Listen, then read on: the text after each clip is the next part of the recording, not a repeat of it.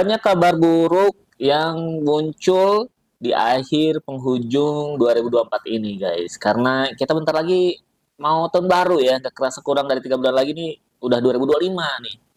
Progres bisnis teman-teman gimana? Apakah lancar atau ada masalah ya? Masalahnya apa? Ceritain di bawah ya, komen aja silahkan. Kita diskusi bareng-bareng gitu ya. Kemarin tuh gue baca di Twitter ya, di X ya. Banyak PHK di penghujung 2024 gitu. Ditambah teman-teman yang kena PHK di 2023 aja itu belum semuanya kerja lagi, guys. Sekarang udah ada PHK lagi. Ditambah umur juga ya. Kalau misalkan kena layoff atau kena PHK di umur 30-an ke atas, aduh itu udah sangat susah untuk mencari kerja karena biasanya perusahaan menyari yang masih muda gitu ya di umur 20, 25 lah gitu ya. Jadi daripada pusing mending ya kalau menurut gua sih mending bisnis aja lah. Apapun konsekuensinya ya mau bisnis nggak semuanya berhasil tapi worth it buat dicoba. Karena ketika berhasil ya justru keuntungannya melebihi karyawan-karyawan yang ada di luar sana ya gitu ya. Oke, seperti biasa hari ini kita mau bacain komen dulu nih. Ya, kita mulai dengan merespon netizen ya, komen-komen netizen di YouTube Kebun Desain, guys. Semoga banyak insight-insight yang bisa teman-teman dapatkan dari komen-komen netizen yang lainnya juga ya. Oke, langsung aja kita ke komputer. Oke, ini dia ya, dashboard YouTube-nya Kebun Desain ya. 30.000 subscriber. Terima kasih buat teman-teman yang udah subscribe ya.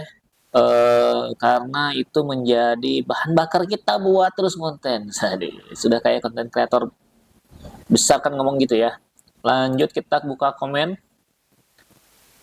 Oke, ini dia. Langsung aja di komen pertama tentang daftar merek. Tanda daftar merek itu bisa untuk e-commerce, Shopee, dan Tokopedia gagal. Tanda terima dari DJKI itu tidak bisa. Karena peraturannya adalah mengupload sertifikat merek. Jadi bukan tanda terima tapi sertifikat merek. Jadi memang harus nunggu dulu sampai sertifikat mereknya keluar baru teman-teman bisa submit Shopee Mall, Tokopedia Official Store, TikTok Authorize dan lain-lainnya ya. Untuk marketplace wajib sertifikat. Lanjut, masih tentang merek. Bang izin tanya, kalau semisal nama brand kita sama penyebutannya, namun beda penulisannya di bidang yang sama, itu gimana peluangnya ya? Kalau penyebutannya sama, itu kemungkinan besar ditolak, guys. Oke? Misalkan ya, saya ada brand namanya misalkan Samsung ya. Samsung kan udah tahu nih kita ada HP, ada alat elektronik lain gitu ya. Samsung udah terkenal lah. Nah, saya bikin barang elektronik juga namanya itu Jamsung. Itu ditolak karena mirip secara penyebutan mirip walaupun beda huruf satu. Atau saya tambahin kata lain misalkan Samsung Home gitu ya. Samsung Home. Gak bisa juga karena itu ada kata Samsungnya gitu. Jadi kalau penyebutannya sama, meskipun beda huruf, meskipun ada kata-kata lain di belakang atau di depannya, kemungkinan besar ditolak ya. Jadi ya carilah nama-nama yang tidak pernah orang lain pikirkan gitu ya.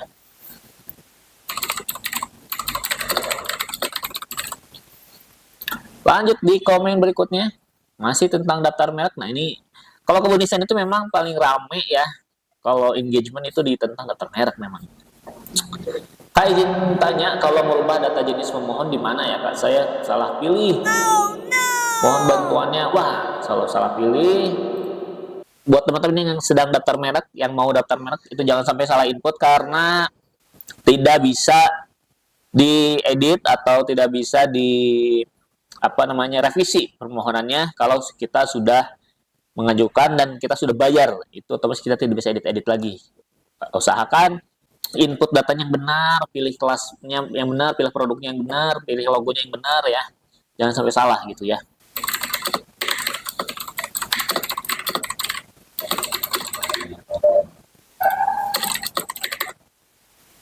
Lanjut. Masih tentang daftar merek. Kita mau tanya, bisa mengubah data gak ya? Saya daftar akun pakai jenis perumahan UMKM. Mau diganti perorangan itu bagaimana, Kak?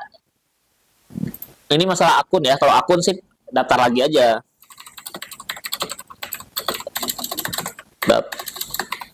Daftar lagi aja pakai email berbeda.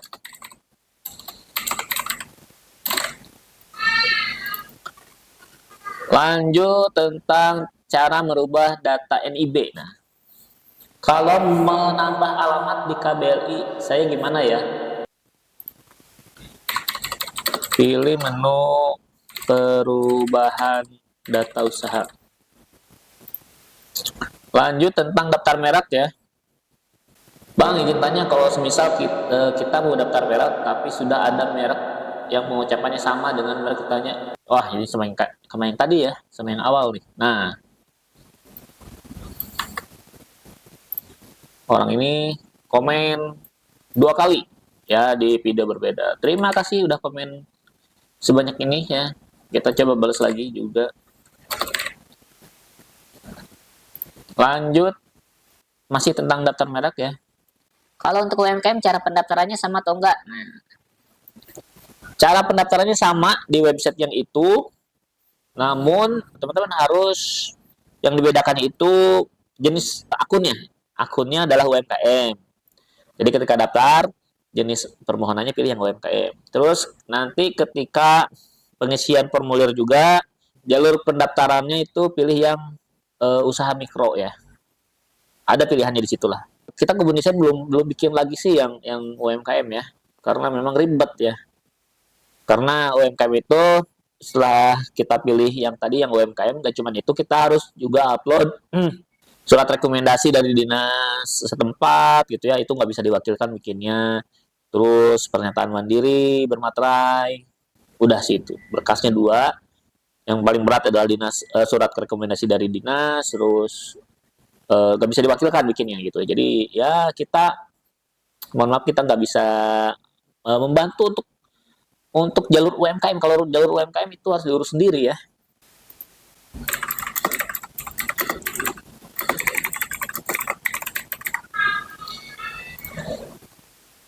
Lanjut aja, ini jawabannya sama, namun ada beberapa perbedaan ya.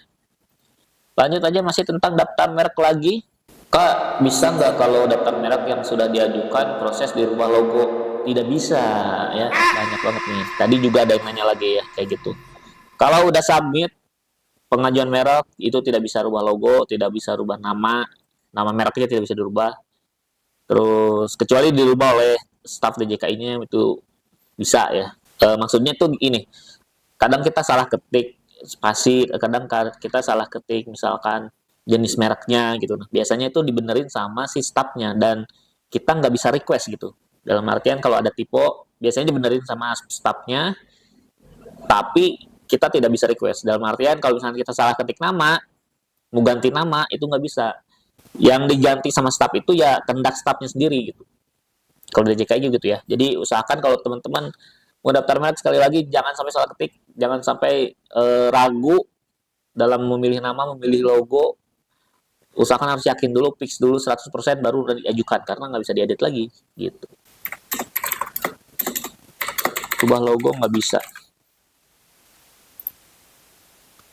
Lanjut, suaranya sember bang. Waduh.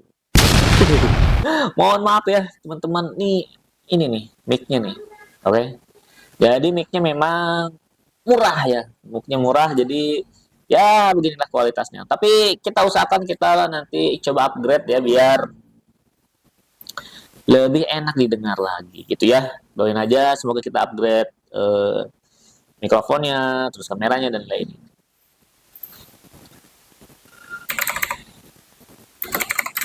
Siap, terima kasih masukannya.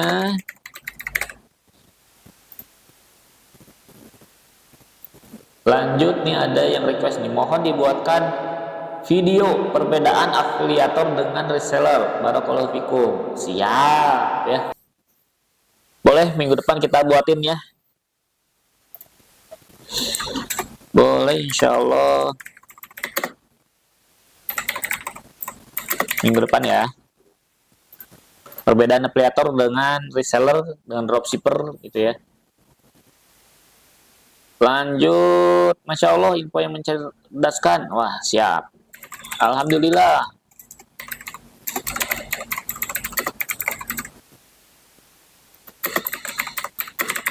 Jangan lupa subscribe ya. Oke, lanjut tentang desain kemasan. Nih, kita udah jarang-jarang membahas desain kemasan nih. Kak, itu stikernya pakai bahan apa ya? Kuatkah kalau kena air? Ada bahan stiker yang tahan air kok.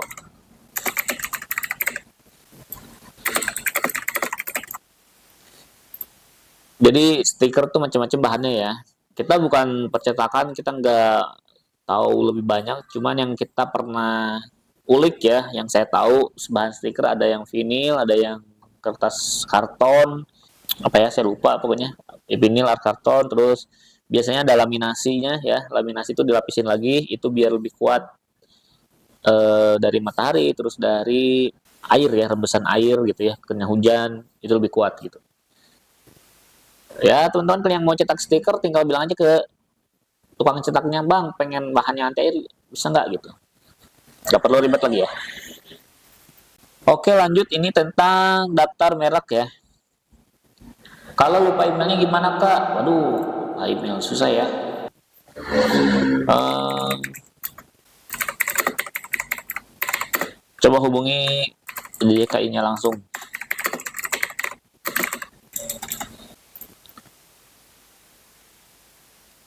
Lanjut, merubah menghapus nama pemohon tambahan bisa nggak saat sedang proses gitu ya? Tidak bisa sih. Nama pemohon tidak bisa dirubah. Misalkan nama pemohonnya Bapak Agus mau dirubah menjadi Bapak Dadang misalkan, tidak bisa itu. Jadi pemohon itu tidak bisa. Terus misalkan kita mengajukan satu nama, tiba-tiba di tengah proses kita pengen menambah, itu tidak bisa ya. Harus fix dulu, benar-benar baru diajukan, jangan sampai salah kayak gini ya. Lanjut, ini tentang, ini konten gerobak bisnis ya. Dulu kita ada konten gerobak bisnis, tapi sekarang udah enggak lagi. Bun, berapa ukurannya kalau memberi cabainya dalam 1 kilo bawang merah yang belum digoreng? Wah, mana kita tahu, karena kita ini kan youtubernya yang mewawancarai, kita hostnya gitu. Kita hostnya yang mewawancarai si narasumber yang jualan bawang goreng. Dan netizen ini, dan Nurlela ini ya, menanyakan cabainya berapa buah untuk 1 kilo bawang merah yang belum digoreng. Berapa ya? Buat teman-teman yang bisnis bawang goreng bisa komen di bawah ya. Ini 1 kilo bawang itu cabainya berapa gitu ya. Kita sesuai selera aja sih. Sesuai selera aja ya. Kalau mau pedas ya banyak ya nggak sih? Sesuai selera aja lah. Sesuai selera aja. Lanjut tentang daftar merek. Untuk jadinya berapa lama ya Kak? Mohon info, Pak. Sertifikat merek itu keluar 1 tahun setelah pengajuan. Estimasi bisa lebih lama, bisa lebih cepat ya. Buat teman-teman yang mau daftar merek, ini harus tahu nih kalau daftar merek itu lama. Lanjut, Tentang mendaftar merek ya, masih Kak, kok saya suruh bayar 3.600.000, kenapa ya? Padahal udah diikutin step-stepnya, cara batalin atau ubah key-nya gimana ya? Biar bayar 1.800.000. dibalas nih sama netizen yang lain. Kakak daftar untuk 2 kelas itu, jadi harus bayar 2 kali. Meski komoditi berbeda, selama semua berada dalam kelas yang sama akan hitung satu. Betul. Daftar merek itu biayanya dihitung dari kategori produk yang dipilih. Misalkan teman-teman pilih kaos, pilih produknya kaos sama celana, itu masih dihitung satu kategori. Tapi teman-teman kalau misalkan jualan kaos dan jualan skincare, itu 2 kategori, jadi bayarnya double gitu. Jadi jangan sampai pilih kelasnya kebanyakan.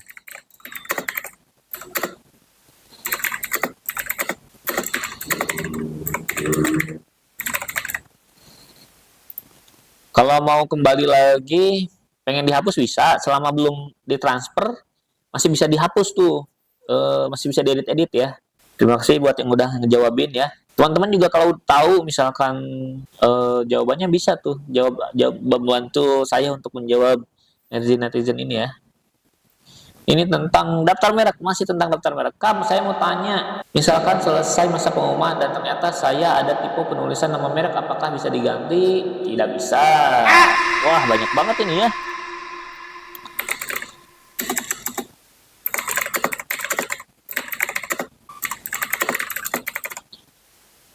Jadi, ini kan apa ya? Saya kan bikin konten nih, cara merubah data merek ya.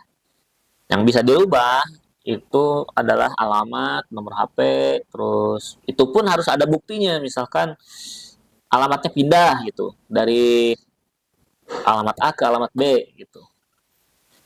Jadi yang dirubah tuh yang seperti itu, bukan yang logonya dirubah nggak bisa, nama mereknya dirubah nggak bisa, nama pemohonnya dirubah nggak bisa juga gitu ya. Jadi yang dirubah hanya data-data tertentu yang receh-receh lah. Lanjut, ini tentang cara membuat NIB. Udah dicoba bagian kriteria kegiatan nggak bisa diklik. Website OSS memang suka ngeprank ya. Jadi memang website OSS itu suka banyak errornya. Jadi kalau teman-teman lagi bikin NIB misalkan ya, atau lagi bikin apapun di website OSS, kalau ada yang tidak bisa diklik, kalau ada yang aneh gitu ya, di situ tidak bisa diklik, tidak bisa dibuka, atau tidak bisa disimpan, teman-teman tutup lagi aja browsernya, ganti browser lain. Misalkan teman pakai Google Chrome, coba pakai Mozilla Firefox. Atau teman-teman bisa pakai Opera, atau bisa pakai Microsoft Edge, atau bisa pakai Safari gitu ya. Masih tidak bisa juga, teman-teman close aja komputernya, tutup, nanti coba lagi besok gitu. Karena di sini juga gitu, saya sering mendapat klien dari teman-teman UMKM yang pengen ngurusin OSS ya. Ketika error, ya udah besok coba lagi gitu. Besoknya bisa gitu. Jadi ya harus apa ya namanya, sabar aja, banyak sabar ya.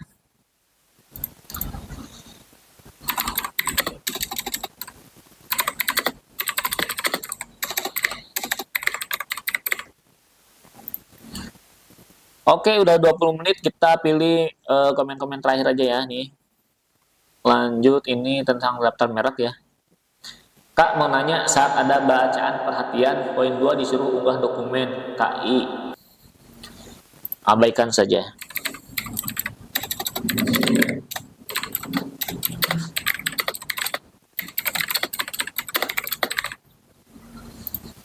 Lanjut, ada yang pernah pengajuan pasca hak cipta, berapa lama prosesnya?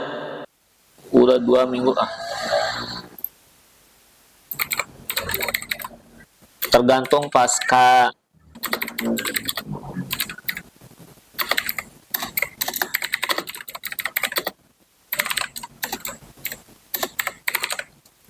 Jadi pasca permohonan, ada yang nanya nih, ada yang pernah pengajuan pasca permohonan merek nggak? Ya pernah, Kebun Desain pernah pasca permohonan merek. Cuman pasca permohonan merek ini biasanya untuk menanggulangi masalah-masalah ketika sudah mengajukan. Jadi ketika sudah mengajukan berkasnya kurang, maka nguploadnya di pasca permohonan. Atau misalkan ketika tadi kita tipe salah ketik alamat, terus atau pindah alamat, nah kita bisa ke pasca permohonan. Atau mau pengalihan akun, pakai pasca permohonan. Pokoknya gitulah. Pasca permohonan itu banyak menunya, dan tiap menu itu berbeda durasinya. Ada yang 3 bulan, ada yang 1 bulan, gitu ya. Ada yang 6 bulan. Jadi ya sabar aja menunggu ya. Oke, komen terakhir nih ya. Pengajuan halal, oke. Pengajuan halal nih. Halo Bang, kalau di tab pengajuan tidak ada pilihan jenis produk yang sesuai dengan produk yang diajukan. Ikutin video yang ada di sini. Ikutin aja video yang dia. Jadi memang ini pemerintah ingin UMKM maju, tapi website-websitenya itu sering error guys, dan Ini contohnya nih, komen-komen di YouTube Kebun Desain menjadi bukti ya. Banyak yang error ketika di website OSS, terus sekarang banyak yang error di halal gitu ya. Di pengajuan halal itu memang ada momen ketika kita udah milih KBLI-nya sesuai NIB, tapi ketika ngetik produk kok beda gitu, nggak keluar gitu. Itu saya juga pernah merasakan itu. Solusinya ada di video yang ini nih, teman-teman bisa cek aja. Pengajuan halal, nama merek tidak sesuai KBLI. Nah, teman-teman search aja judul ini di YouTube ya. Atau search aja pengajuan halal Kebun Desain, nanti keluar ini. Gitu. Di situ udah dijelasin gimana caranya. Biar nama produknya ada atau jenis produknya ada bisa dipilih gitu. Oke, itu aja yang bisa kita balas komennya. Terima kasih buat teman-teman yang udah komen. Buat teman-teman yang punya permasalahan bisnis, baik itu merek atau OSS atau halal atau apapun ya, mau terkait video Kebun Desain atau tidak, silahkan komen di bawah ya. Jangan lupa share dan subscribe YouTube Kebun Desain ini. Dan jangan lupa kalau mau support Kebun Desain juga, teman-teman bisa order ke Kebun Desain mulai dari jasa logo, jasa desain kemasan, jasa desain-desain lainnya, dan juga membantu pendaftaran merek, pendaftaran PT perorangan, dan lain-lain gitu ya. Langsung WA ke nomor yang ada di bawah. Oke, itu aja video kali ini. Sampai jumpa di video berikutnya.